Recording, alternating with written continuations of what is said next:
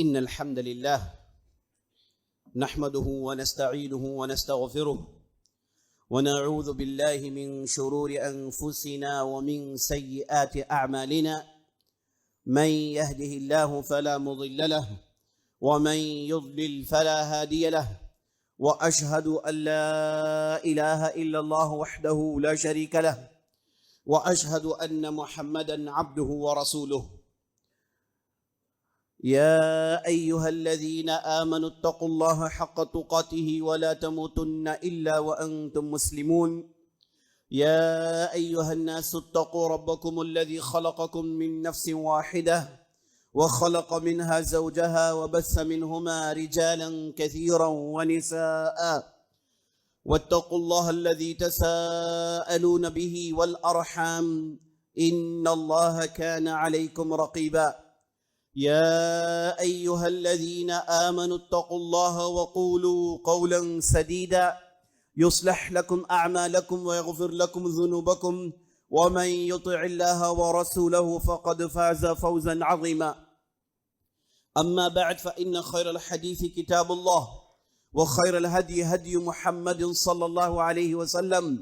وشر الأمور محدثاتها وكل محدثة بدعة وكل بدعة ضلالة وفي رواية وكل ضلالة في النار فأعوذ بالله السميع العليم من الشيطان الرجيم ومن يشاقق الرسول من بعد ما تبين له الهدى ويتبع غير سبيل المؤمنين نوله ما تولى ونصله جهنم وساءت مصيرا وقال عليه الصلاة والسلام ستفترق أمتي على 73 فرقة كلها في النار إلا واحدة قيل من هي يا رسول الله قال هي الجماعة تمام قسم کی تعریفیں وہ بڑائی وہ کبریائی وہ عظمت اللہ رب العالمین کے لیے ہے جو مالک ارض و سما ہے، خالق کائنات ہے، مدبر حقیقی ہے، اور لاکھوں کروڑوں درود و سلام ہو محمد رسول اللہ صلی اللہ علیہ وسلم پر، جنہیں اللہ سبحانہ وتعالی نے سارے کائنات کے لیے رحمت بنا کر مبعوث کیا۔ میں اللہ رب العزت کی بارگاہ میں دعا کرتا ہوں کہ اللہ سبحانہ وتعالی جس طرح ہمیں اس مبارک مجلس میں جمع کیا ہے اسی طرح ہمیں جنت الفردوس میں جمع کریں، آمین یا رب العالمین۔ عزیز ساتھیوں، بزرگوں، ماؤں، بہنوں اور خواتین اسلام، میں سب سے پہلے اللہ رب العزت کی بارگاہ میں دعا کرتے ہوئے ایک اہم نقطہ آپ کے سامنے پیش کرتا ہوں۔ وہ نقطہ یہ ہے کہ ایک عام مغالطہ ہمارے معاشرے میں پایا جاتا ہے۔ ہم سنتے ہیں عام مسلمانوں کو یہ کہتے ہوئے کہ اسلام میں ڈھیر ساری فرقے ہیں، اسلام میں ڈھیر ساری جماعتیں ہیں، اور ان میں کون حق پر ہے، کسے اپنایا جائے اور کسے دھتکارا جائے یہ پتہ ہی نہیں چلتا۔ یہ عام مغالطہ ہے، اور بعض لوگوں نے اس کنفیوژن کو اتنا ہوا دی اور اسلام کے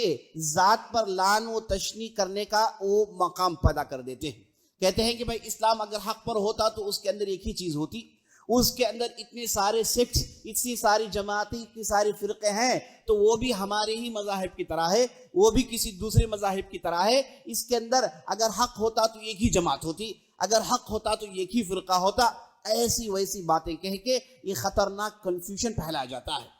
اب ان کنفیوژنز کے درمیان، ان مغالطوں کے درمیان ہم دیکھتے ہیں کہ ایک عام مسلمان اسے یہ پہچاننے میں دقت پیش آ جاتی ہے کہ بھائی آخر حق پر ہے تو کون ہے، کس کی اتباع کی جائے، کس کی بات مانی جائے، کون سا عقیدہ قبول کیا جائے، کون سا طریقہ قبول کیا جائے، کون سا میتھڈالوجی قابل قبول ہے۔ یہ سارے مغالطے دماغ میں آتے ہیں، اور اس کی بنیاد پر بعض لوگوں نے دین ہی کو چھوڑنے کا فیصلہ کر لیا، بعض لوگوں نے دین کے تعلق سے ٹھٹا مذاق اڑانے کا فیصلہ کر لیا، بعض لوگوں نے دین کو بالکل آسان لے لیا۔ ایسی ساری چیزیں آپ کو دیکھنے کو ملتی ہیں۔ اس کی بنیادی وجہ یہ ہے کہ یہ پہچانا نہیں گیا کہ بھائی صاحب آخر حق پر ہے تو کون ہے، اور کون لوگ ہیں جو حق پر ہیں، ان کی کیا صفات ہیں، ان کی کیا باتیں ہیں، وہ کیسے سوچتے ہیں۔ یہ باتیں نہیں آنے کی وجہ سے آج ہم دیکھتے ہیں کہ مسلمانوں کے درمیان یہ خطرناک مغالطہ پایا جاتا ہے۔ چلیے بات کا آغاز نبی صلی اللہ علیہ وسلم کی ایک حدیث سے کرتے ہیں۔ آپ صلی اللہ علیہ وسلم ارشاد فرماتے ہیں افترقت اليہود على 71 فرقہ واختلفت النصارى وافترقت النصارى على 72 فرقة وستفترق أمتي على 73 فرقة كلها في النار إلا واحدة قيل من هي يا رسول الله قال من كان على مثل ما عليه وأصحابي وفي رواية هي الجماعة. آپ صلی اللہ علیہ وسلم ارشاد فرماتے ہیں کہ یہود کے 71 فرقے نکلائے. یہود جو تھے وہ 71 فرقوں میں بڑھ گئے، یعنی 71 فرقے ان کے ہاں پائے گئے. اب یہ جو عیسائی ہیں ان کے ہاں 72 فرقے ہیں، 72 فرقے پائے گئے. اب یہ جو میری امت ہے یہ 73 فرقوں میں بٹے گی، اس کے 73 فرقے ہوں گے، کلھا فی النار. اور آپ صلی اللہ علیہ وسلم نے کیا کہا؟ سب جہنم جائیں گے. اللہ اکبر، سب جہنم جائیں گے،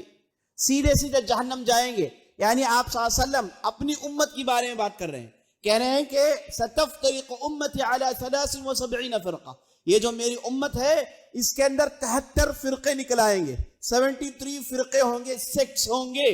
اب سارے کے سارے جہنم میں جائیں گے، سارے کے سارے جہنم میں جائیں گے سوائے ایک کے. سارے کے سارے جہنم میں جائیں گے سوائے ایک کے. اب یہاں پر نقطہ جو سمجھنے کا ہے وہ یہ ہے کہ جب نبی صلی اللہ علیہ وسلم نے کہا کہ میری امت فرقوں میں بٹے گی اور آپ صلی اللہ علیہ وسلم خود کہہ رہے ہیں کہ وہ جہنم میں جائیں گے، تو معلوم یہ بات ہوئی کہ آپ صلی اللہ علیہ وسلم کی امت کا دعویٰ کرنا کافی نہیں، کیونکہ دعوے کرنے والے بھی جہنم میں جائیں گے.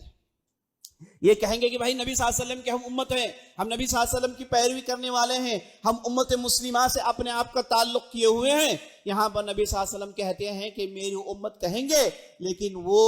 73 فرقوں میں بڑھ جائیں گے، ان میں سے 72 جہنم میں جائیں گے اور ایک جنت میں جائے گا. اللہ اکبر. تو پتہ یہ چلا کہ صرف امتی ہونے کا دعویٰ، صرف نبی صلی اللہ علیہ وسلم کی اتباع کرنے کا دعویٰ کر کے اپنی منمانی کریں گے تو یاد رکھیے گا کہ سیدھے سیدھے جہنم میں اینڈ اپ کریں گے، سیدھے سیدھے جہنم میں جائیں گے. اور نبی صلی اللہ علیہ وسلم سے پوچھا گیا یا رسول اللہ آپ نے 73 میں ایک کو چنا اور 72 کے بارے میں کہا کہ جہنم میں جائیں گے، جبکہ وہ آپ خود کہہ رہے ہیں کہ آپ کی امت ہیں، تو ان میں سے ایک جو بچ جائیں گے وہ کیسے ہوں گے، ان کی کیا صفات ہوگی، وہ کون لوگ ہوں گے؟ تو نبی صلی اللہ علیہ وسلم نے کہا قیل من ہی یا رسول اللہ، اور کون ہے اللہ کے رسول؟ تو نبی صلی اللہ علیہ وسلم نے یہاں پر سچے فرقے کو سمجھنے کا قاعدہ سمجھایا، ساری دنیا کو سمجھایا. حدیث آسان ہے. آپ صلی اللہ علیہ وسلم نے کہا من کان علی مثل ما انا علیہ واصحابی، جو لوگ میرے اصحاب کے طور و طریقے کو اپنائے ہوئے ہیں، جو لوگ میرے اصحاب جیسے ہیں یعنی میرے صحابہ جیسے ہیں، ان کا عقیدہ، ان کے اخلاق، ان کے عبادات، ان کا رہن سہن اگر صحابہ جیسا ہے، ان کی فکر، ان کی سوچ، ان کی انڈرسٹینڈنگ جیسے صحابہ جیسی ہے، تو وہی ہوں گے جو بچنے والے ہوں گے، وہی ہوں گے جو جہنم کے دہکتی ہوئی آگ سے بچا لیے جائیں گے، وہی ہوں گے جو جنت میں جائیں گے. ان کے علاوہ یہ سب جہنم میں جانے والے ہیں. اس نقطے سے، اسٹیٹمنٹ سے بھئی بات آپ کو سمجھ میں آ گئی کہ ایسے بھی لوگ ہوں گے امتی ہونے کا دعویٰ کریں گے، محمد رسول اللہ صلی اللہ علیہ وسلم کی طرف اپنی نسبت پیدا کریں گے اور نبی صلی اللہ علیہ وسلم کی اتباع کرنے کا دعویٰ بھی کریں گے، لیکن وہ صحابہ کے طریقے پر نہیں ہوں گے. ان کے دین کے سمجھنے کا وہ طریقہ صحابہ کے طریقے پر نہیں ہوگا، ان کے دین کا فہم صحابہ کے فہم جیسا نہیں ہوگا، بلکہ وہ ہوں گے جو اپنے انداز سے دین کو سمجھے ہوئے ہوں گے. تو نبی صلی اللہ علیہ وسلم نے کہا کہ تمہارا دین کا دعویٰ کرنا کافی نہیں، نبی صلی اللہ علیہ وسلم کی اتباع کرنے کا دعویٰ کرنا کافی نہیں، بلکہ تمہاری سوچ، تمہاری سمجھ دین کو لے کر ویسی ہونی چاہیے جیسے میرے اصحاب کی تھی، جیسے میرے صحابہ کی ہے. تو آپ صلی اللہ علیہ وسلم کلیئر کٹ بتا دیا، صاف صاف بتا دیا، کلسٹر کلیئر الفاظ میں بتا دیا کہ اگر آپ جنت جانا چاہتے ہیں، آپ ہیں مسلمان، آپ جنت جانا چاہتے ہیں، آپ دین کو صحیح سمجھنا چاہتے ہیں اور جن کے ذریعے سے آپ جنت جانا چاہتے ہیں، تو یاد رکھیے گا کہ صحابہ کی سمجھ جاننا ضروری ہے. صحابہ نے دین کو جو سمجھا وہی سمجھ ہے جو جنت کو لے جانے والی ہے. صحابہ نے جیسے قرآن کو سمجھا وہی سمجھ ہے جو جنت کو لے جانے والی ہے. صحابہ نے احادیث رسول صلی اللہ علیہ وسلم کو جیسے سمجھا وہی سمجھ ہے جو جنت کو جانے والی ہے. اس کے علاوہ جتنی بھی سمجھے ہیں کوئی بھی قابل اعتبار نہیں. ہو سکتا سننے کے لیے اچھا ہو سکتا سننے کے لیے لاجیکل ہو سکتا سمجھ میں آئے کہ یہ پریکٹیکل ہو, لیکن یاد رکھ لیجئے گا وہ طریقہ جنت کو جا نہیں سکتا, کیونکہ نبی صلی اللہ علیہ وسلم نے یہاں پر صراحتاً کہہ دیا کہ جو سوچ صحابہ کی ہوگی, جو سمجھ صحابہ کی ہوگی, جس طور و طریقے پر صحابہ تھے وہی طریقہ ہے سیدھے جنت کو جانے والا. صحابہ کی یہ مقدس جماعت جن پر اللہ نے قرآن نازل کیا, صحابہ کی مقدس جماعت جن کے درمیان محمد رسول اللہ صلی اللہ علیہ وسلم تھے, جنہیں نبی صلی اللہ علیہ وسلم نے دین سکھائی, جنہیں نبی صلی اللہ علیہ وسلم نے عبادات سکھائے, معاملات سکھائے, اخلاق سکھائے, دین کی ساری بنیادوں کو سکھایا, یہی صحابہ کی مقدس جماعت ہے جنہوں نے نبی صلی اللہ علیہ وسلم کے بعد دوسروں تک اللہ کے اس دین کو پہنچایا. اللہ تعالیٰ نے قرآن میں ارشاد فرمایا وَمَن يُشَاقِقِ الرَّسُولَ مِن بَعْدِ مَا تَبَيَّنَ لَهُ الْهُدَى, جو آدمی ہدایت جاننے کے بعد رسول کے طور و طریقے سے اختلاف کرے گا, رسول کے طور و طریقے کے ساتھ اعتراض کرے گا, وَيَتَّبِعْ غَيْرَ سَبِيلِ الْمُؤْمِنِينَ, رسول کا اعتراض کرتا ہے, نتیجہ یہ ہوا کہ یہ مومنین کے راستے سے ہٹ گیا. غیر سبیل المؤمنین, مومنین کے راستے سے ہٹ گیا. مومنین سے مراد اس آیت میں کون ہے؟ مومنین سے مراد اس آیت کے اندر نبی صلی اللہ علیہ وسلم کے صحابہ پہلے نمبر پر داخل ہیں. تو جو لوگ رسول کا اعتراض کیے اور مومنین کے راستے سے ہٹ گئے, یعنی صحابہ کے راستے سے ہٹ گئے, اور نتیجہ کیا ہے؟ نولیہ ما تولی, اب یہ جس راستے پر چلنا چاہتے ہیں ہم اسی راستے پر یہ چھوڑ دیں گے. اس کے بعد وہ نصلیہ جہنم, اس کے بعد ہم انہیں جہنم میں ڈال دیں گے. وساءت مصیرہ, اور جہنم انتہائی بدترین ٹھکانہ ہے. تو اس آیت کی روشنی سے یہ بات معلوم ہو گئی کہ صحابہ کے راستے کو چھوڑ کر چلنے والے, صحابہ کی سمجھ کو چھوڑ کر چلنے والے, یہ سیدھے سیدھے جہنم جانے والے ہیں, اور اللہ سبحانہ و تعالیٰ انہیں بطور سزا انہیں انہی کے راستے میں چھوڑ دے گا اور انہی کی منمانی کرنے دے گا, اور اس کے بعد آخرت میں ایسا پکڑے گا کہ انہیں جہنم میں ڈال دیا جائے گا. تو نبی صلی اللہ علیہ وسلم نے اس حدیث سے صاف بتا دیا کہ صحابہ کے راستے پر چلنا ہی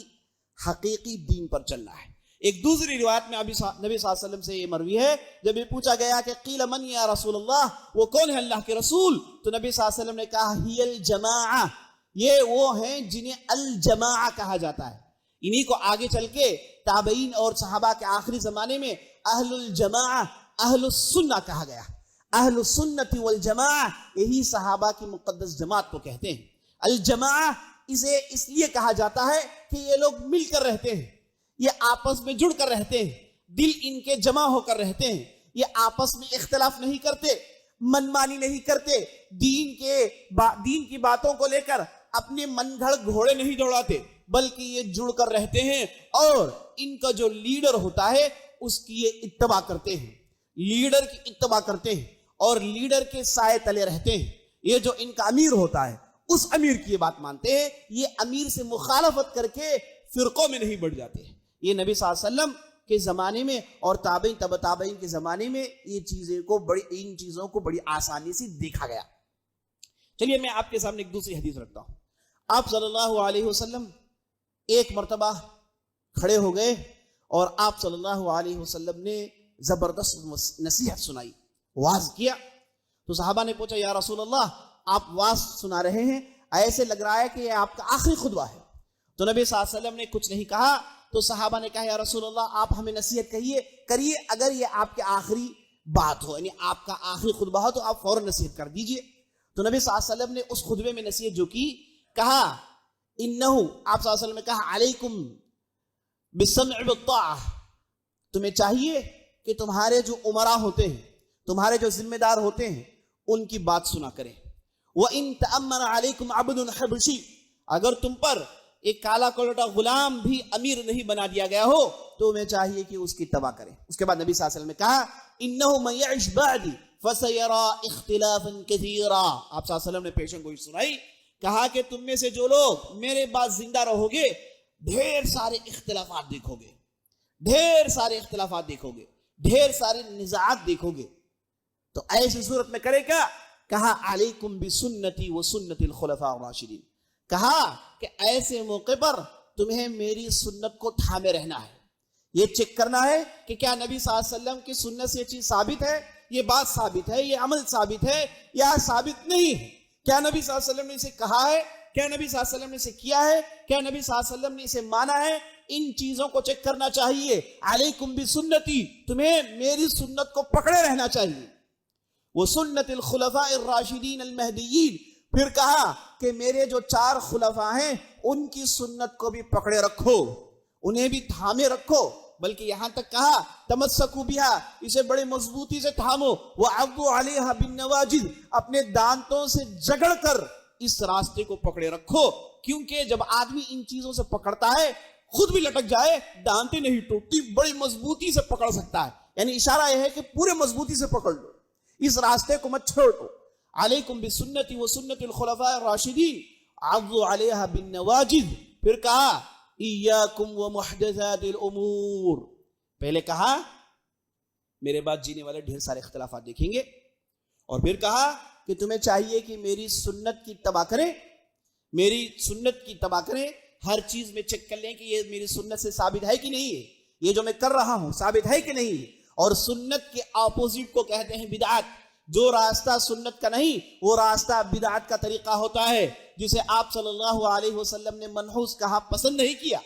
تو نبی صلی اللہ علیہ وسلم نے کہا کہ میری سنت کو پکڑے رکھو، یعنی چیک کر لو، دین سنت کے مطابق ہونی چاہیے۔ اس کے بعد کہا وہ سنت الخلفاء الراشدین، اور خلفاء راشدین کی سنت کو، یہ خلفاء راشدین کی سنت کیا ہے؟ یہ نبی صلی اللہ علیہ وسلم کی سنت کا ایکسٹینشن ہے، یہ اپنے طور سے کچھ نہیں کہتے، اور جب بھی ضروریات پڑے دین کے اصول کے مطابق انہوں نے چند چیزوں کو سمجھایا اور چند چیزوں پر عمل کیا، انہیں بھی پکڑے رکھو، وہ بھی تمہارے دین کا حصہ ہے۔ علیکم بسنتی و سنت الخلفاء الراشدین المہدیین، اور اس کے بعد کہا کہ اسے اپنے دانتوں سے جگڑے رکھو، اور پھر کہا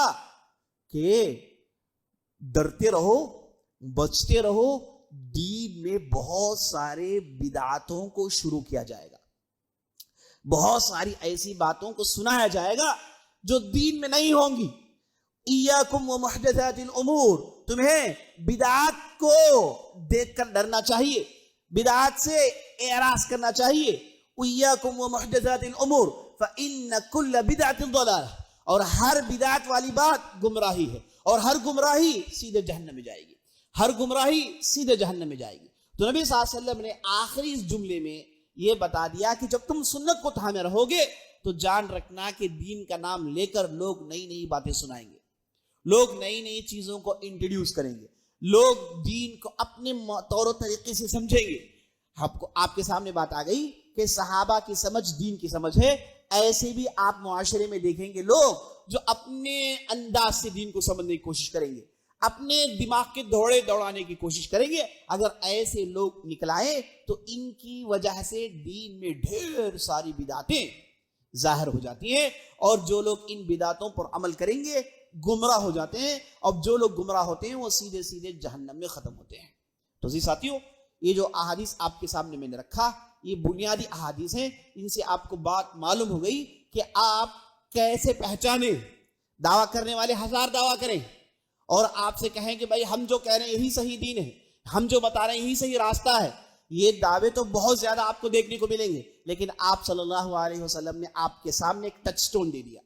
آپ صلی اللہ علیہ وسلم نے آپ کے سامنے ایک طریقہ بتا دیا کہ بھائی صاحب اسے چیک کر لو، اگر اسے تم چیک کر لو گے تو تم صحیح راستے پر ہو۔ اور وہ طریقہ کیا ہے؟ یہ چیک کر لیجئے کہ کیا یہ صحابہ کی سمجھ ہے، کیا اس پر صحابہ نے عمل کیا، کیا یہ صحابہ نے اسے دین مانا؟ اگر مانا ہے تو جان رکھیے آپ حق پر ہیں۔ یہاں پر مجھے عبداللہ بن مسعود رضی اللہ عنہ کی ایک بات یاد آ رہی ہے، وہ کہتے ہیں کہ اے آدمی حق کو تھامے رکھ، سنت کو پکڑے رکھ، اگرچہ کہ تو اکیلا ہی کیوں نہ ہو، تو اکیلا ایک جماعت کے برابر ہے، تو اکیلا سواد اعظم کے برابر ہے، تو ایک آدمی ہے جس کے بارے میں نبی صلی اللہ علیہ وسلم نے کہا کہ وہ جنت جائیں گے، اگرچہ کہ تم ایک ہی کیوں نہ ہو۔ تو یہاں پر یہ بھی بات آپ سمجھ لینا چاہیے کہ تعداد کی کثرت حقانیت کی دلیل نہیں۔ زیادہ لوگ مانتے ہیں، زیادہ لوگ پیچھے چلتے ہیں، زیادہ لوگ اسے مانتے ہیں تو یہ حق کی دلیل ہو نہیں سکتی۔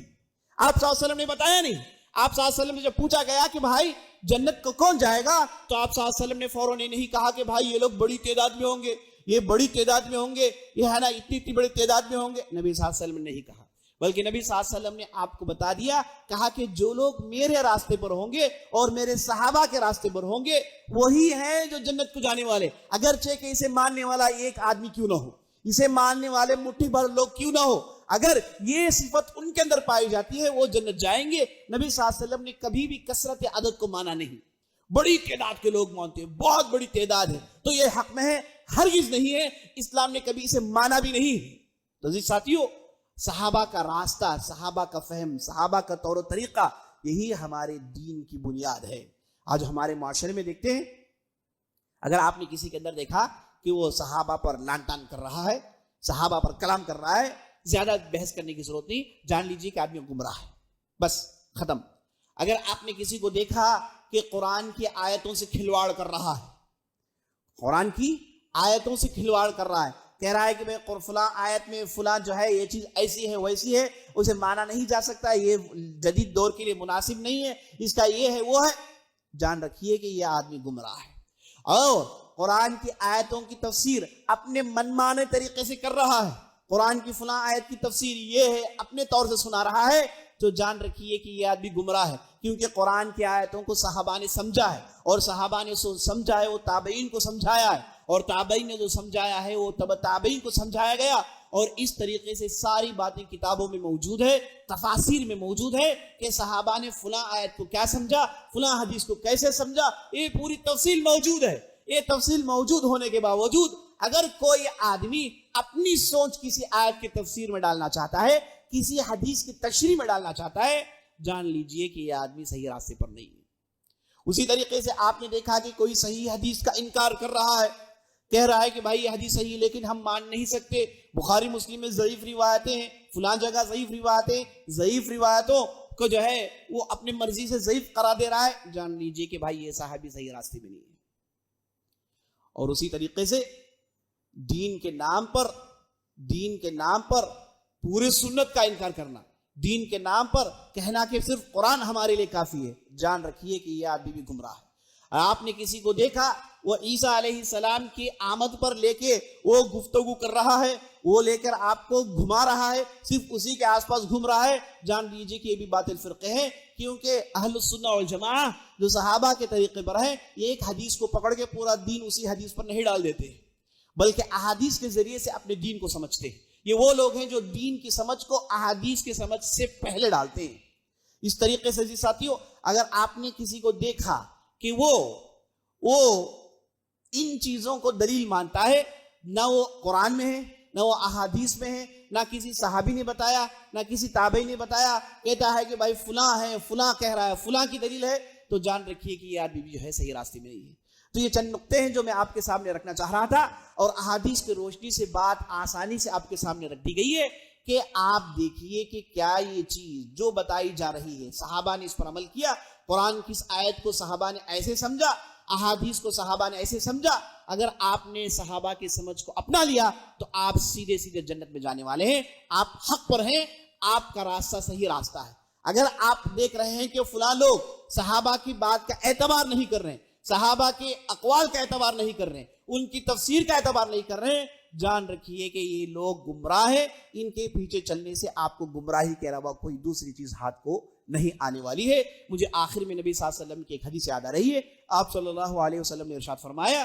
خیر الامتی قرنی ثم الذین یلونہم ثم الذین یلونہم۔ آپ صلی اللہ علیہ وسلم نے کہا کہ سب سے بہترین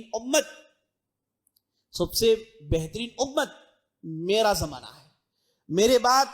اس کے بعد آنے والوں کا زمانہ ہے، اس کے بعد ان کے بعد آنے والوں کا زمانہ ہے، یعنی صحابہ کا زمانہ، تابعین کا زمانہ، تبع تابعین کا زمانہ، نبی صلی اللہ علیہ وسلم نے یا پھر نبی صلی اللہ علیہ وسلم کا زمانہ، صحابہ کا زمانہ، تابعی کا زمانہ، اور تبع تابعی کا شروع کا زمانہ۔ تو نبی صلی اللہ علیہ وسلم نے ان تین جنریشنز کو سب سے بہترین جنریشن کہا۔ وہ اس لیے کہا کیونکہ ان کے زمانے میں فرقے ننگا ناچ نہیں ناچ رہے تھے، ان کے زمانے میں دین کے نام سے ڈھیر ساری نئی باتیں نہیں آئی تھی، ان کے زمانے میں قرآن حدیث کے ساتھ کھیلواڑ نہیں کیا جاتا، بلکہ ان کے زمانے میں دین اپنی حقیقی شکل میں تھا جیسے نبی صلی اللہ علیہ وسلم کے زمانے میں تھا۔ انہی تین ادوار کو، انہی تین جنریشنز کو عزیز ساتھیوں السلف الصالح کہا جاتا ہے۔ انہی 3 جنریشنز کو السلف الصالح کہا جاتا ہے، یعنی یہ وہ گزرے ہوئے لوگ ہیں جو بڑے نیک تھے۔ یہ زمانے کے بعد آپ دیکھتے ہیں کہ دین کے نام پر بہت سارے کھیل کھیلے گئے، خاص طور پر جب یونانی تہذیب آئی، جب یونانی فلسفی، گریک فلسفی اسلامی دنیا میں انٹروڈیوس کیا گیا، اس کے بعد آپ دیکھتے ہیں کہ ڈھیر ساری نئی نئی باتیں آ گئی۔ یہ گریک فلسفی کو بعض لوگوں نے اپنا لیا، اور اسی طریقے سے ہم دیکھتے ہیں اس زمانے کے بعد ہم دیکھتے ہیں خوارج کا فتنہ سر اٹھایا، جنہیں نبی صلی اللہ علیہ وسلم نے بدعا بھیجی، اور اس کے بعد دوسرے صحابہ کو گالی دینے والے اور دوسرے طور و طریقے اختیار کرنے والے شیعہ جیسے باطل فرقے بھی یہ دور کے بعد سر اٹھاتے ہیں۔ تو بہرحال یہ 3 دور ہیں، ان کے بعد اسلام اپنے حقیقی شکل میں ہے نا اکثر جگہ نہیں رہا، ہو سکتا ہے کہ بعض جگہ رہا ہو، اور اکثر و بیشتر جگہ لوگوں نے دین کے نام سے کھیلا ہے۔ تو ہم اور آپ کو چاہیے کہ اس دور کو اچھی طریقے سے جانیں۔ نبی صلی اللہ علیہ وسلم کا زمانہ، صحابہ کا زمانہ، تابعین کا زمانہ، اس دور کو جو دین سمجھا گیا وہی ہم اور آپ کا دین ہے۔ اس کے بعد جو بھی دور آئے اس میں حق بھی بولنے والے تھے، باطل بھی بولنے والے تھے، خلط ملط ہو گیا، اور حق کو سنایا گیا اور باطل کو بھی سنایا گیا، یہ دونوں کے درمیان کشمکش چلتے رہے۔ تو آپ آج اس زمانے میں اگر حقیقی آپ دین جاننا چاہتے ہیں تو آپ لوٹ چلیے، ان 3 جنریشنز کو پڑھیے، ان کے بارے میں جانیے، انہوں نے جو دین سمجھا وہی دین ہے۔ اس کی وجہ یہ ہے کہ اللہ سبحانہ وتعالیٰ نے قرآن میں صحابہ کی جماعت کے تعلق سے کہا رضی اللہ عنہم ورضوا عنہ، اللہ سبحانہ وتعالیٰ ان سے راضی ہے اور یہ اللہ سے راضی ہیں۔ اللہ نے اپنی رضامندی کی سرٹیفکیٹ انہیں دے دی، اس کے بعد کسی کو بھی اللہ نے سرٹیفکیٹ نہیں دی۔ جب اللہ نے یہ سرٹیفکیٹ دے دی تو ہم انہی لوگوں کو دیکھیں گے، انہی لوگوں کو مانیں گے، کیونکہ وہ تو یقینی ہے جنت جائیں گے۔ اس کے بعد جو بھی باتیں آئی، اس کے بعد جو بھی خلط ملط کیا گیا، اگرچہ کہ محسوس ہو کے صحیح دکھ رہا ہو، لیکن کنفرمیشن کوئی نہیں ہے، کنفرمیشن صرف وہی زمانے کا ہے۔ تو یہ چند باتیں تھے عزیز ساتھیوں، آپ اپنے ذہن میں رکھیے۔ بنیادی باتیں میں نے آپ کے سامنے رکھنے کی کوشش کی، بعض باتیں علمی آ گئی ہوں گی، لیکن یہ بہت ہی اہم باتیں ہیں دین کو سمجھنے کے لیے۔ اللہ سے دعا کرتے ہیں کہ اللہ سبحانہ وتعالی ہم نے جو بھی کہا، جو بھی سنا، آپ کے سامنے جو بھی رکھا، اس پر عمل کرنے کی توفیق بخشے۔ سبحان ربک رب العزۃ عما یصفون وسلام علی المرسلین والحمد للہ رب العالمین۔